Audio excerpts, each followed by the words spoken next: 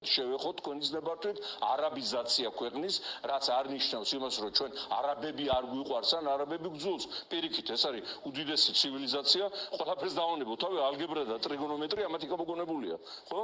მაგრამ ისინი თავის წესდებით დადიან მთელ მსოფლიოში, განსხვავებით სხვა ემიგრაციული ტალღებისაგან. აი ახლა ესეთი ანეკდოტი იყო კომუნისტების დროს თუ შემდგომ პერიოდში არ აქვს ამას მნიშვნელობა ამერიკელი, ბრიტანელი და რუსი მსჯელობენ რითი უყვარს მოგზაურობა მსოფლიოში.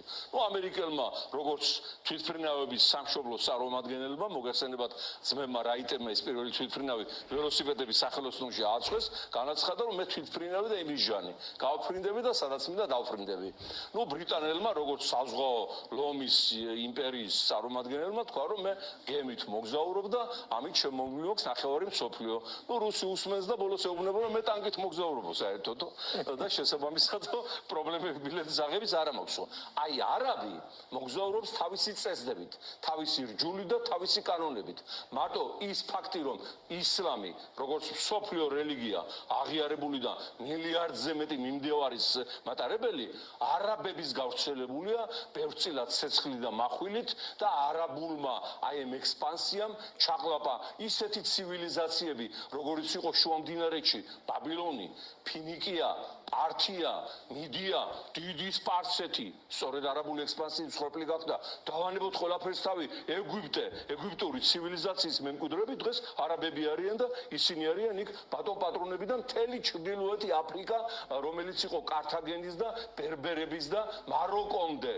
თქვენ ეხუმრებით მათი დასახლებების აღმშენებლობას, მათი მოსახლეობის აღმოჩენებას და მათი ადგილი ქართულ მიწაზე არ არის. შესაბამისად, მე ძალიან კმაყოფილი ვარ, რომ ქართულმა ხალხმა სწორად გაიგო საფრთხე იმისა, რომ უკვე ეროვნულ უმცირესობად უნდა რომ გადაგვაქციოს ბიძინა ივანიშვილმა, მე მინდა თქვენ მადლობა გითხრათ, რომ ეს არაბიზაციის ამხედრობაში მაქვს მოსახლეობის აქედან გასulis და ახალი მოსახლეობის შემოსulis ფაქტორი. მარტო არაბეთიდან არა, პაკისტანიდან, ინდოეთიდან, ყველა ნიგერიიდან, ბანგლადეშიდან, სადაც კი უფლება აქვს რომელიმე ქვეყნის, განვითარებული ქვეყნის მოქალაქეს შევიდეს არაბულ ქვეყნებში უვიზოდ, არაბული სამყაროს მოთხოვნით ივანიშვილი წავიდა საკანონმდებლო სრულებაზე და ჩვენთანაც მისცა უვიზოდ შემოსulis უფლება ბანგლადეშის, პაკისტანელებს და ავღანელებს. რატომ?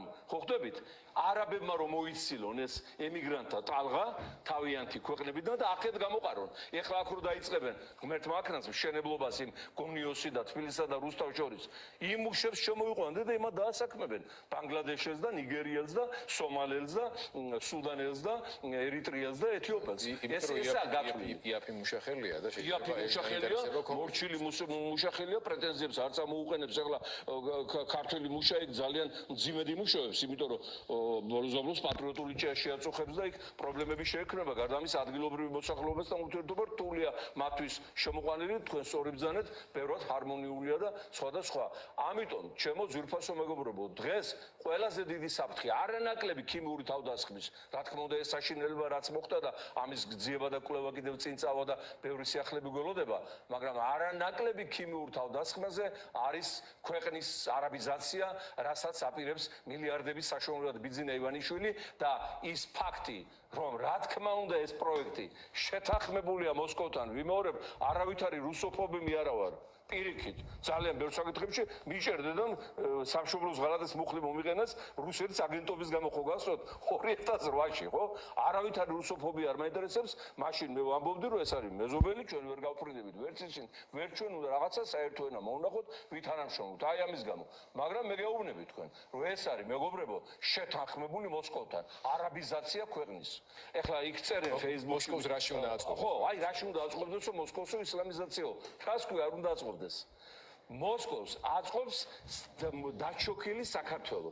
აი როგორ მოხდა მე-18 საუკუნის ბოლოს გეორგიევსკის ტრაქტატი გაუფორმეს ერეკლე მეფეს, აიღეს ვალდებულება რომ დაგვიცავდნენ სპარსელებისგან და დაცვის მაგივრად მაქსიმალურად წაახალისეს აღა მაჰმად ხანი, რომ მოეხდინა საქართველოში ის ცნობილი აგრესია და მოღწე დაჩოქილი შევეტრიეთ ბოლოს რუსეთის იმპერიაში და აქეთ წამოიძახებინათ, რომ აი მე თქვენ გადაგარჩინეთ. ეხლაც იგივე მოდელია, რომ არაბიზაციას გადაგარჩინეთ, თურქიზაციას გადაგარჩინეთ, აგერ ჩვენს გარეშე თქვენ ვერ იარსებებთ როგორც დამოუკიდებელი სახელმწიფო და ამასთანავე კიდევ ერთი მნიშვნელოვანი მომენტი, მეგობრებო, გავითვალისწინოთ, რომ არც ერთი არაბი, არც ერთი ამერიკელი, არც ერთი ფრანგი, არც ერთი ავსტრალიელი ამ მილიარდებს არ დააბანდებს, ან მილიარდიან გარიგებას ხელს არ მოაწერს, თუ 35 კილომეტრში მდგარი რუსეთის საოკუპაციო ჯარის ხელმძღვანელ სტრუქტურებთან არ ექნება გარანტია, რომ მის ბიზნესს არაფერი არ დაუშავდება.